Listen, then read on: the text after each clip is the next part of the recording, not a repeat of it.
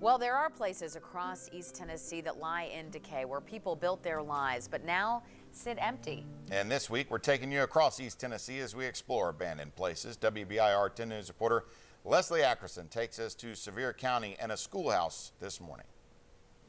Children used to walk for miles to get to this little gray schoolhouse in the early 1900s. In those days, the windows were left open for a breeze in the spring and a potbelly stove heated the room in the winter. It's been sitting vacant on the side of Boyds Creek Highway for years, but the stories and lessons learned within its walls are being kept alive. Settled in the middle of a green pasture, this single-room schoolhouse is like a page out of Little House on the Prairie. This is Island View. It was a one-room, grades 1 through 8. A reminder of a time when dozens of students packed under one roof, rode wagons, or walked miles to get to class. But in 1949, Island View shut its doors when it was no longer needed. Like anything else back then, it was just another building that had little use, so nobody was really keeping it up. The land has been in Dr. Sam Lyle's family for generations. For a while, it served as storage for hay and tobacco, but neglect led to decay. The back had fallen in, the windows came out, porch was totally rotten. The schoolhouse sat sagging on the side of Boyds Creek Highway for decades. Got to looking, and each year more and more people would stop and take pictures from the road.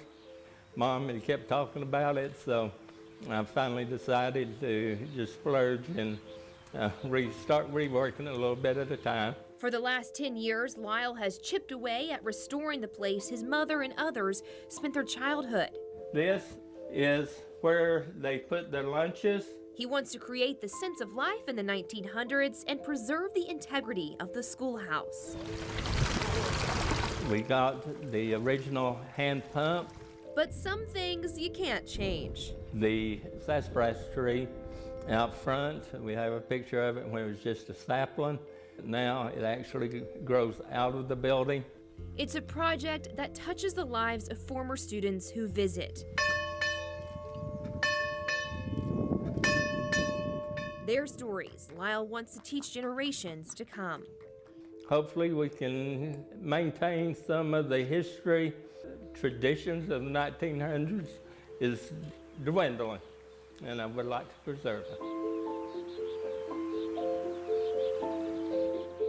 Lyle and his family plan to continue to upkeep and restore Island View Schoolhouse. They also host open house events throughout the year for people to come out and learn a thing or two. We have much more about the schoolhouse online right now at WBIR.com. Digital storyteller Elizabeth Sims has put together photo galleries, behind-the-scenes videos, and an immersive 360 video experience. Our article also shares stories from former students. Back to you.